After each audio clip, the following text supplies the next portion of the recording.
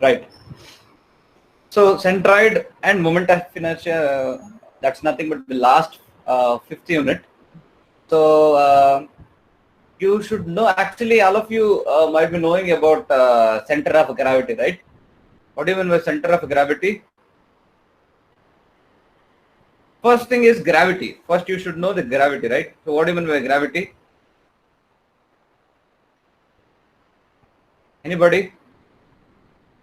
Hello? Am I audible? It's a force, sir. It's a force. Gravity, what do you mean by gravity?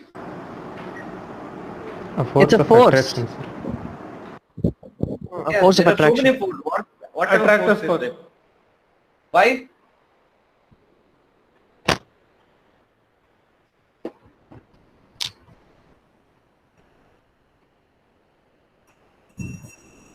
Yes, tell me. It's an attractive force by the, because we are on the earth, right? So earth gravitational force, there will be gravitational force by the earth.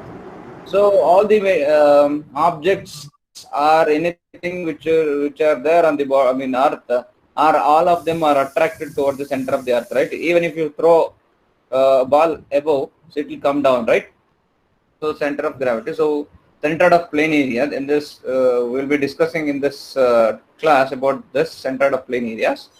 And before that, I have already told you we should learn about center of gravity. Center of gravity is nothing but, what do you mean by center of gravity? Center of gravity. Force towards the center of Earth. No, it's a center of gravity. It's a point. That's it, right? So point where The gravity is concentrated. Yeah, it's the point where the entire center of gravity, CG, you know, see, where exactly center of gravity of a ball lies or sphere lies? Center of gravity of a body. Or okay, where exactly center of gravity of yourself lies?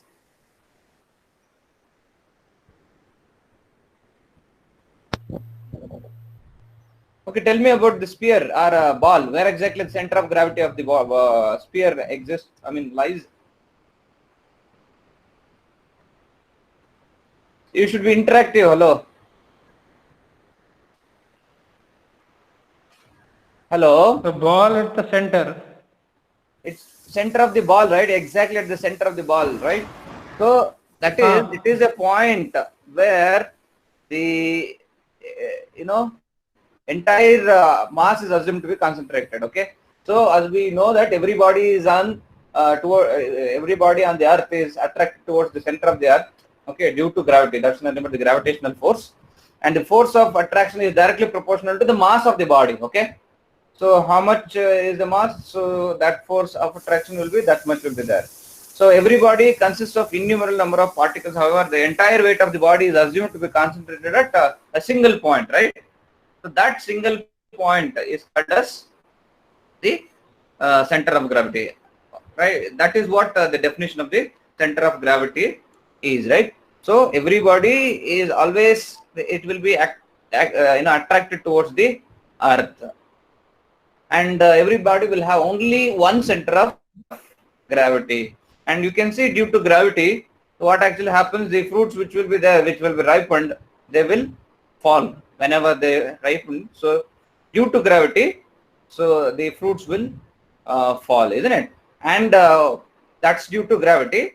So the entire mass of that apple will be concentrated at its center. Okay, that is called center of gravity. Next, before we okay, so I'll in order to explain the concept of center of gravity, I'll be playing a video where you can have a nice idea about the center of gravity. So anybody have you ever visited Omkara Hills near JSS College? Hello. No, sir. No, sir. Omkara Hills near JSS College. No, sir. Illa, sir. Okay, then okay. Have you ever played with a toy which is this bird toy which is resting on its beak, it will be balanced. Have you ever seen played with that? Yes, sir. Yes, right. So that's the Sir. classic example. Yeah, that's the classic example of center of gravity. Okay, now let me play that video. You can see here. So I've just downloaded from some website, and this is that particular toy. Okay, so you can see that toy. You can disturb if you want. You can see it will rest on its beak. Okay, so whatever you do, you just try to disturb it. It won't fall, right? And so that is actually the center of gravity. Okay, the meaning is what concept you can learn from here is, okay, the entire mass of the body is concentrated at its beak, okay, at the center of the beak. So here the entire mass will be concentrated over here. Okay, so I will explain exactly the working of this bird problem. Okay, bird using one example problem. Okay, so how exactly the center of gravity will be lying outside or at the beak. Okay, so that I will be explaining with one problem when we solve numerical problems. Okay, so that's about the center of gravity. Next, centroid. So actually speaking, the centroid, it is a part of the center of gravity. Okay, if you have a centroid, I mean center of gravity, so the centroid is also related to that. So actually speaking, the bird problem, if you take the top view, okay, top view of the bird, so it just looks like this. Okay, yeah, I was just writing, to some scale.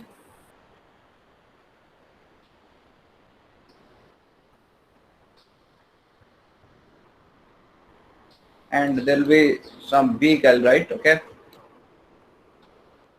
we'll assume this is the wings. Yeah, this is the bird. Okay, but the bird centroid will lie here. Okay, the center of gravity will lie here, but how exactly it was moved here, that is the question mark. So it will be created or fabricated such a way that it will be molded such a way that they will have a wings like this. They will show you the way. I mean, the wings will be built like this. Okay, and most of the weight of the there will be additional weight which will be put on this side, so that the weight acting on this side will be equal to weight on this side. Similarly, you know that the bird is symmetrical about the x-axis, right? So this is x-axis, and this is y-axis. Yes, sir. Okay, so definitely the bird is symmetrical about x-axis, but it is not symmetrical about y-axis. So in order to make it symmetrical, okay, I mean symmetrical, it cannot be symmetrical. So what it can be done is the weight acting on the total weight on the right hand side. Okay, total weight on the right hand side, if you try to make it equal on the left hand side, okay, then what actually happens, there will be balance which will be happening. So that's the reason why that's how the bird toy will be fabricated. Okay, such a way that the total weight on the right hand side of this beak point will be equal to the total weight on the left hand side. Also, total weight on above will be equal to total weight below. Okay, I'm talking in terms of the plane area. Okay, so that is the point where center of gravity acts. Okay, center of gravity. That's about center of gravity. So what do you mean with this centroid? Centroid, it is related to plane areas. Okay, so if you consider already you might have studied in your physics. Okay, where exactly the centroid of a rectangle lies? Centroid of a rectangle. Hello? Intersection point of diagonals. Yeah, at the Diagonal share ho jayega. junction of the diagonal, isn't it? At the junction of the diagonal. So that's means that's the area, okay? So that entire area is assumed to be concentrated at one point, okay? That point is called a centroid, okay? So we will, learn these things now in detail.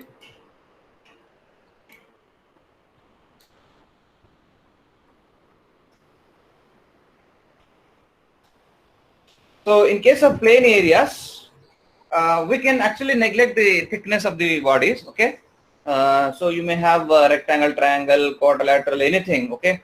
So the total area is enclosed is assumed to be concentrated at a single point, and such a single point is called as centroid, which I have already explained you. So it's nothing but let's say if it is some irregular area also, okay? You may just scratch some area, okay, like just like this. So if you ask about the centroid of this figure, the centroid is nothing but where the entire area is assumed to be concentrated, okay? So I'll get into details now, okay? How to determine that one and all we will discuss now, okay? But the definition is, it is the point where the entire area is assumed to be concentrated, and that is called as the centroid. Now let me just consider, what is this? What do you say on the screen? Anybody? A point. Hello? Huh? Point. A point, right? So there is a point or a particle, you can say, and a particle or a point, so it may have some weight, okay, or mass. So where exactly it will be concentrating?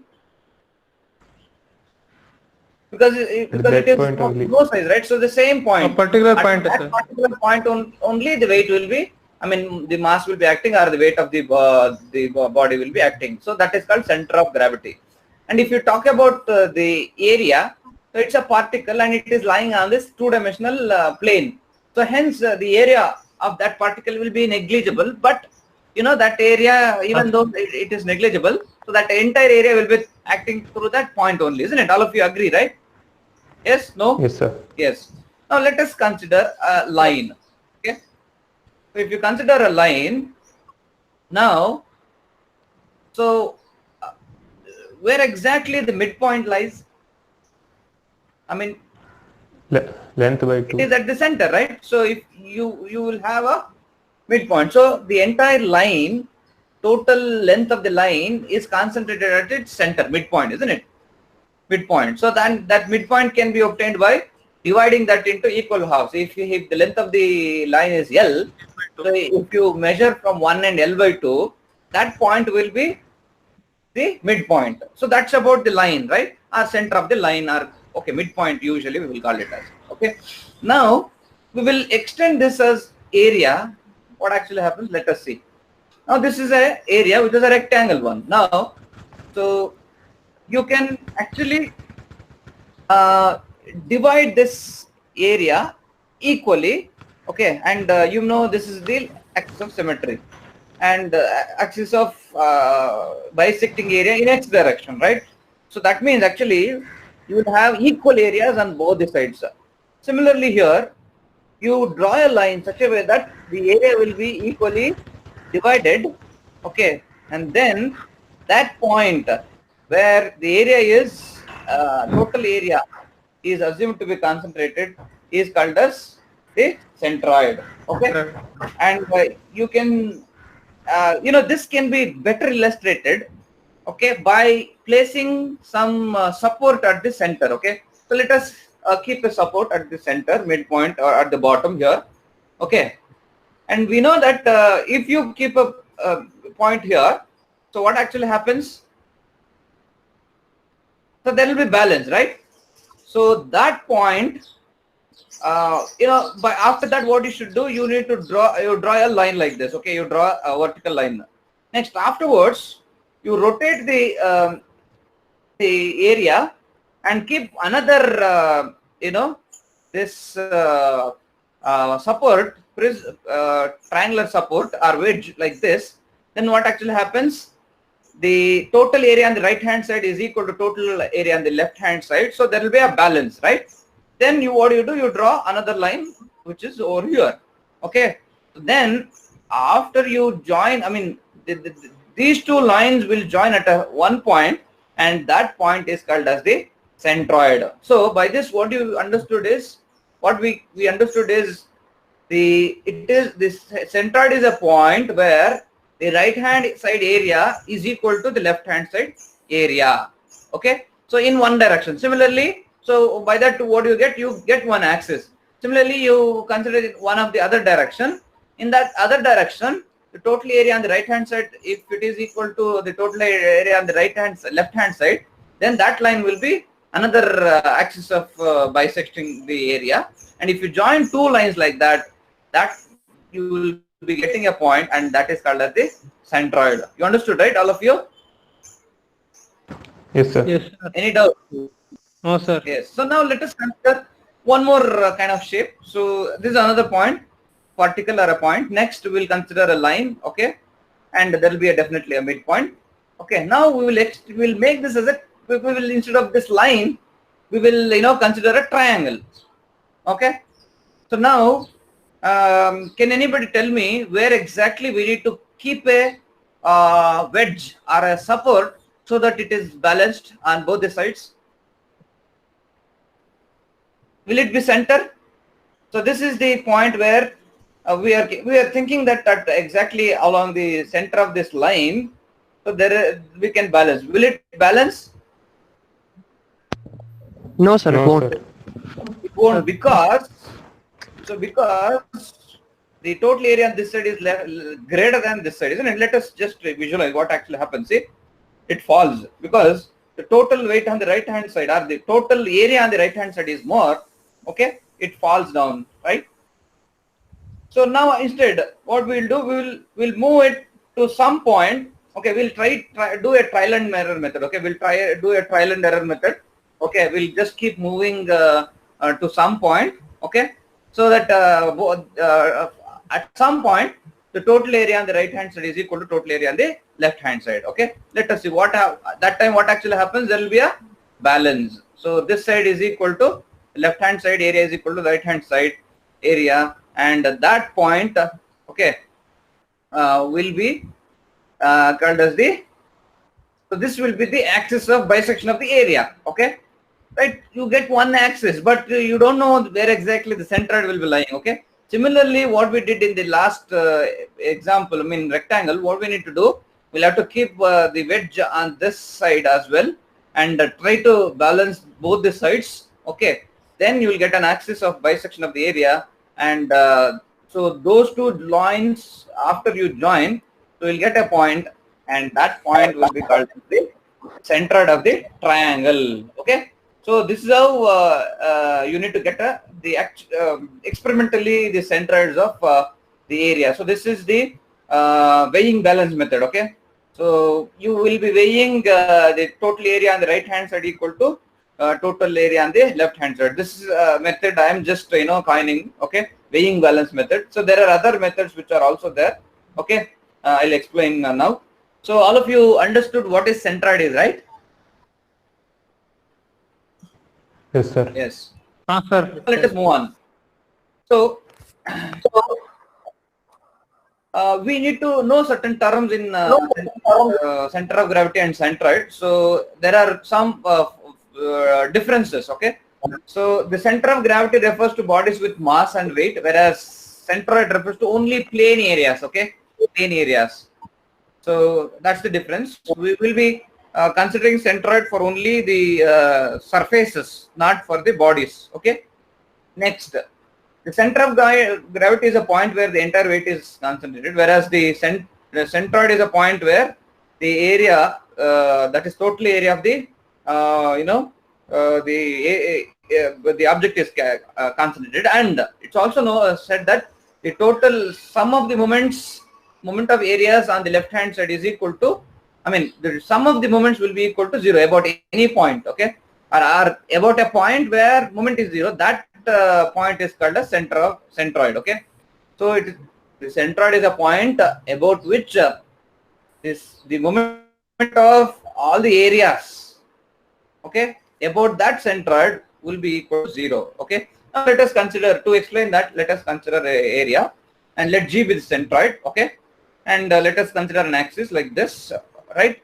We will be dividing that area by that axis. Okay, right hand side let area be the A1 and left hand side let area be A2, and as usual we will be getting the centroids of those particular areas. Okay, the centroid of this half semicircular, okay, it's not semicircle, it's an irregular half part of the irregular area.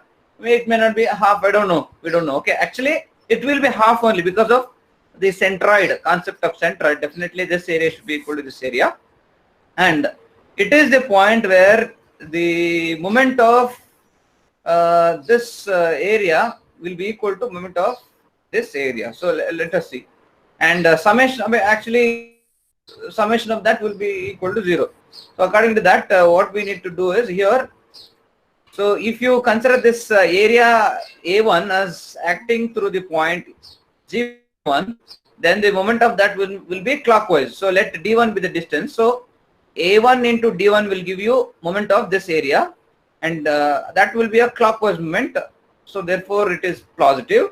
And in this now onward, what actually you need to do is, in centroid chapter also we'll be considering areas as equivalent to forces. Okay, so acting is, so here the area is A1, right? So we'll have to consider that itself as force. So force is equal to A1. Okay, and that will be, it's not actually physically it is not correct, but you need to assume that the area is equivalent to force, and that area equivalent force will be acting through the, definitely it will be always be acting through its centroid. Okay, because we are divided two areas, so therefore there will be one centroid here, another centroid here, and A1 into D1 will be, I mean A1 will be acting over here, so A1 into D1 will produce clockwise moment, A2 into D2 will produce anti-clockwise moment. So if G is the centroid, then A1 into D1 minus A2 into D2 will become equal to 0. Okay, that is the definition of a centroid. Okay, centroid in other way, what we can define is, centroid is a point about which the algebraic sum of all the areas will be equal to 0. Okay, that is one more definition for centroid. Okay, next, so locating the centroids. So in order to locate, in this problem, okay, we have the centroid, I mean in this case the centroid is over here, but how exactly we refer from, there should be some reference axis, and from where you need to measure the distances, isn't it? Okay, so to do that we have this method. So you can see the position for locating the centroid, we need to consider x and y axis.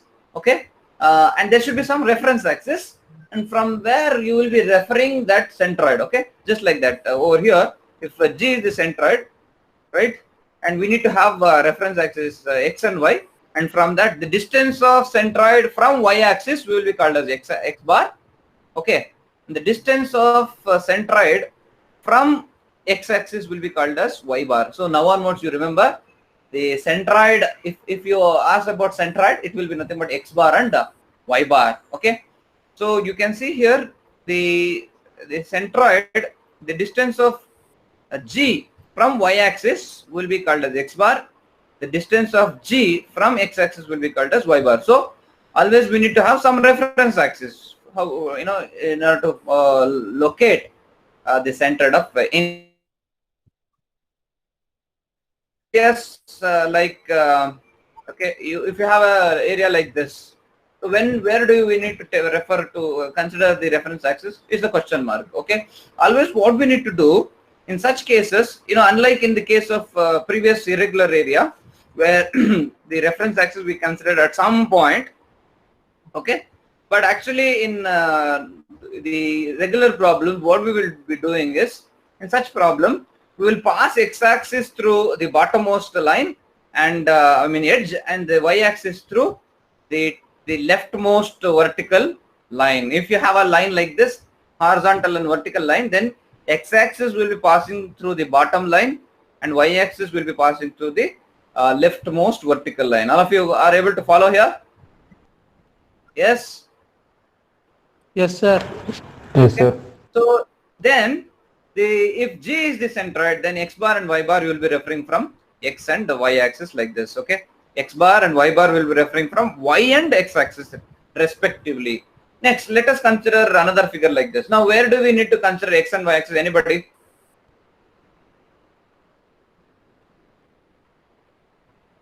Hello?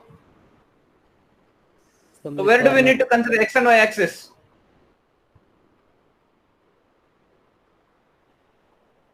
I don't know why today you are not interactive as that of the previous classes. Any assignment you are writing? Hello? So you can consider anywhere of the axis, sir. So usually what we need to do, so consider x-axis through bottommost point and y-axis through leftmost point, just like this. Okay, so that's how you need to find, consider x and y-axis. Okay, see, to locate in this unit, we will be locating the centroid of different areas. Okay, for referring, to locate that point, you should have some reference line, right? That is what we are doing it now. So I'm explaining, I'm giving you the guidelines where you should consider x and y axis. That's it. Okay, for typical figures. Now, if you have a, okay, so here if x and y axis will be considered just like this. Okay, now let us consider another area where you can see here. So in such cases where, the figure is symmetrical about one axis. Okay, so this is the line of symmetry, right? So in such cases, what you can do is you can consider the y-axis through the axis of symmetry, one of the axes. It can be actually sometimes figure can be symmetrical about the x-axis as well. So during that time, you pass the x-axis through the axis of symmetry. But in our case now, the axis of symmetry is vertical, so pass y-axis through the vertical and x-axis through the bottommost line. Okay, and so there will be only y bar and x bar will be equal to 0 because there is no separation between the centroid and the y-axis. But in previous case, you can see there is a separation between the centroid and y-axis, and that separation of the distance is called as the center of centroid or distance. Okay, x bar.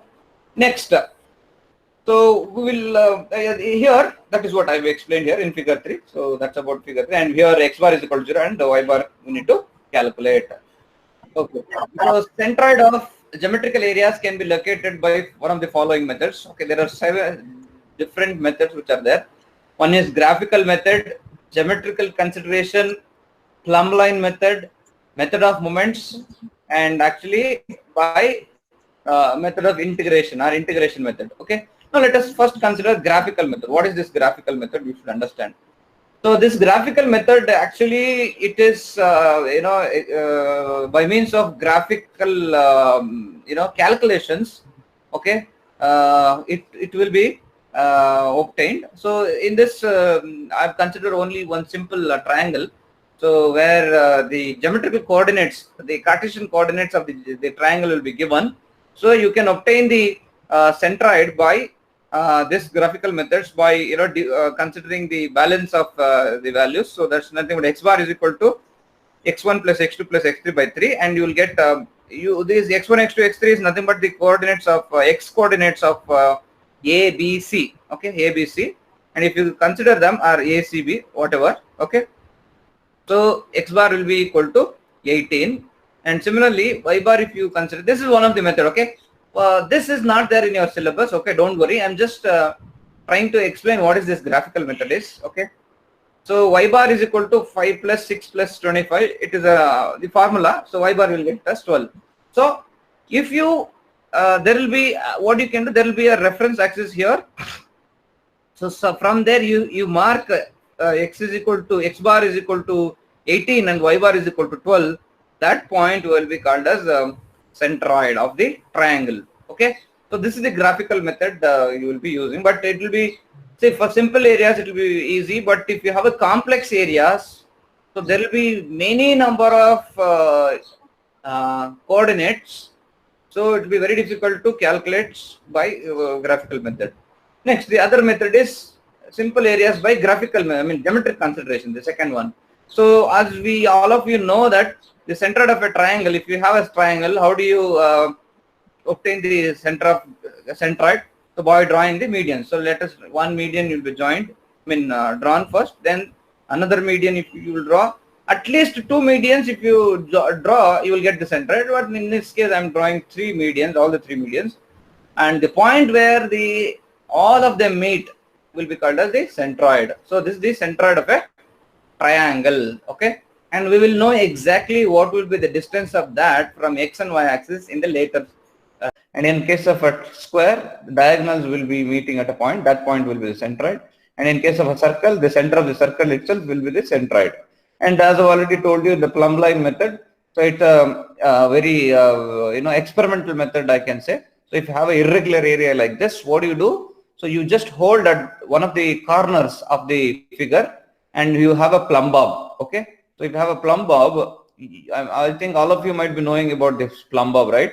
So plumb bob is nothing but in constructions, if you see the whenever they are constructing walls, so usually this plumb bob will be used to have the verticality. Okay. So that plumb bob will be used, and after some time it will level, and then what you do, you draw a line along that plumb line. Okay, plumb line, and you will get a line. Next, so rotate it and hold at other corner. Again, use a plumb bob and try to level it. Okay, verticality, and after some time it will stop and pass another line. So you will get this kind of two lines for that figure, and that the point where both the lines meet will be called as the centroid. So this is how plumb line method will be used to determine the centroid.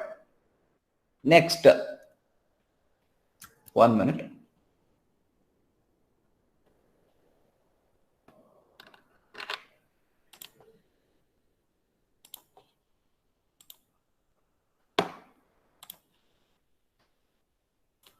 Okay, similarly, next, method of moments. So method of moments, what we did actually, we have considered we need to divide the given area into number of pieces. Okay, and so each area will be considered differently, and we need to apply Varignon's theorem. Okay, and calculate the moments about one axis, reference axis, right? So let us consider area A1, A2, A3 as the areas, and G1, G2, G3 as the individual centroids. So in order to find out x bar and y bar of the entire figure, what we need to do, divide the area into number of elemental areas, and then find out and consider them as equivalent forces, and find out the moments of these forces about about any axis.